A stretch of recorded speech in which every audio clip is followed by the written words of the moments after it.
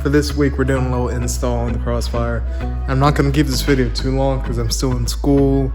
All this corona stuff is really messing up the schedule. That's why I haven't been able to upload. But anyways, we're going to keep this video brief. I'm going to skip right through basically all the steps. But as you can see, we got the Crossfire laid out. Basically what we had to do is these valve covers are leaking. As you can see right there, I just cleaned these literally the other day. So we got to basically take out the valve covers on both sides, take out this part of the valve cover, replace the gasket with RTV, which is somewhere over there. And then we also gotta basically reseal the valve covers. And then while we're doing that, we're also gonna paint them with some paint that we have down here.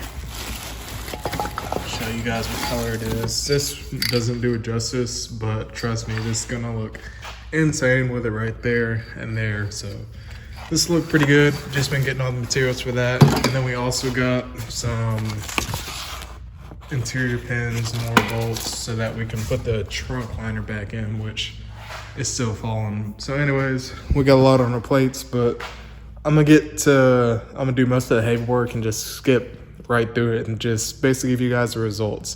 And then also later this week, we have a larger throttle body from SL 500, which is a Mercedes V8 motor, or the M13 AMGs. So big, more power, better engine bay. We got a lot of things planned. We're gonna go ahead and get right to it, and I'm just gonna fly right through it, show you the results, because my schedule's busy. But I hope you enjoy, and subscribe if you're new, and catch you at the end. Yeah, but as you can see, that's one of the valve covers, and we got the passenger side one right there. We got them both off.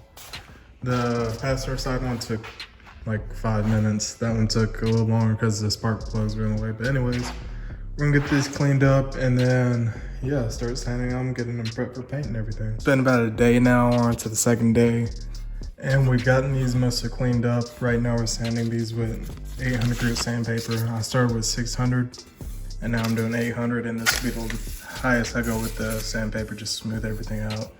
And then these will be ready to paint tomorrow. And yeah, hopefully these come out good. We've been chilling, enjoying the garage, but yeah, catch you once we get there. All right, just a little update. We're on day 3. I went ahead and sanded and polished insides of the PCV ports and stuff, just to improve flow and whatnot. And then we also drilled out, where is it? That one significantly, because that was like itty bitty. So we drilled that out, so it should be a lot more flow. Just did the final wash with Dawn soap and a rag, clean these off. Now I gotta let them dry, then we're gonna hit them with acetone and get started to paint. As you guys can see, we're on to the last stage of this whole process.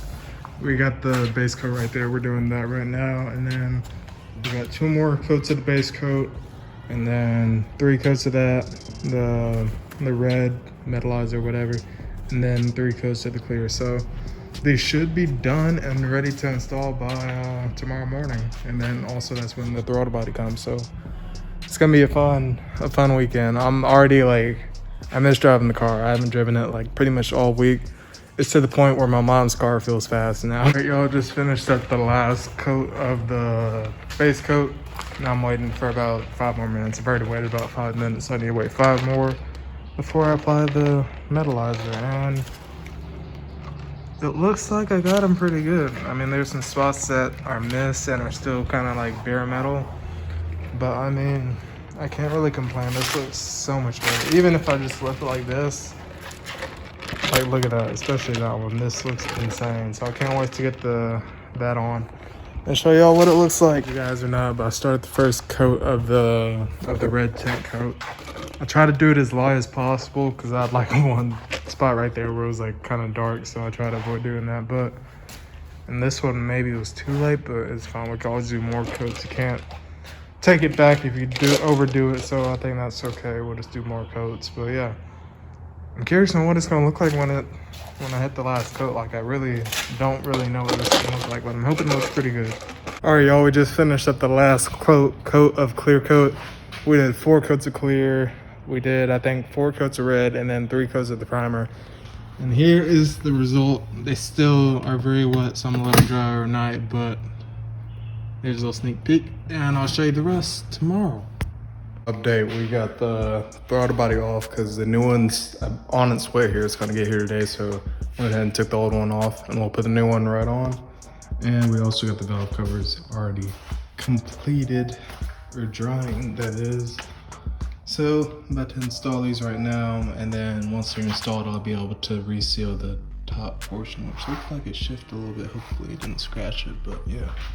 All right guys, valve covers are back in and torqued down as best as I could get it because the torque wrench wouldn't fit, but here's how it looks. Still have the air intake out and stuff because I'm waiting on the throttle body to get here, which it should be here in like an hour or so, but I'm speechless. Honestly, this looks so good. The only thing is you have to these have to be heat treated. You have to let the engine run and heat these up for it to really cure and set. So a few spots it already chipped because my hands slip with the tools and stuff. So trying to be as careful as possible not to fucking damage these anymore. But yeah, as you can see, they came out great. Now I'm about to polish that, the intake manifold again. And yeah, hopefully the throttle body will be here soon so I can port and polish that. Alright guys, another update. So we're currently polishing the intake manifold again because it was real dirty. But here's the old throttle body and here's the new one. I don't know if you can tell the size difference, but it's insane. If we do that, you can't really see, but trust me, that one's way bigger. And that one has a little lip in it to restrict the air. This one is bored straight through, so. And it's real clean. This must have been a hell of a low mileage Mercedes. So yeah, we're gonna install that. Guys, so here's where we're at. We just finished polishing up the throttle body, and the back came out a lot better than the front, but that's fine. We got it all polished up, and now we just gotta put it in. We just put the new O-ring in there, and now we just gotta slap that joker in there, and we'll be good to go. All right, here's the first startup.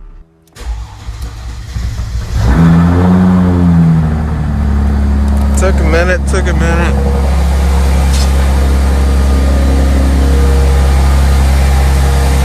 It's definitely a lot louder for sure. Just barely tapping on it when you rev it.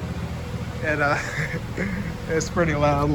Actually, while it's running, I might as well just go for a drive unless you guys hear what it sounds like and kind of get an idea of what you're into. But trust me, it feels amazing. Give you guys an idea of how it's running right now. So hopefully you guys can see that. But just by the feeling of this car, once you step on it,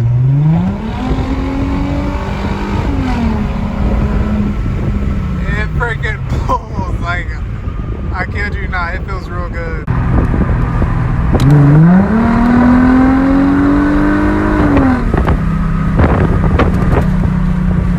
So yeah, like I said, and like you guys can probably tell, car feels really great. The only issue I've had with it outside of when I first started with the new throttle body is it broke up a little bit, but I had to do a throttle reset and fix that completely. And it also rev tanked when I'm in neutral for a little bit, but this is automatic, so that doesn't really matter while you're driving. But anyways, outside of that, it drives super good. It gets up.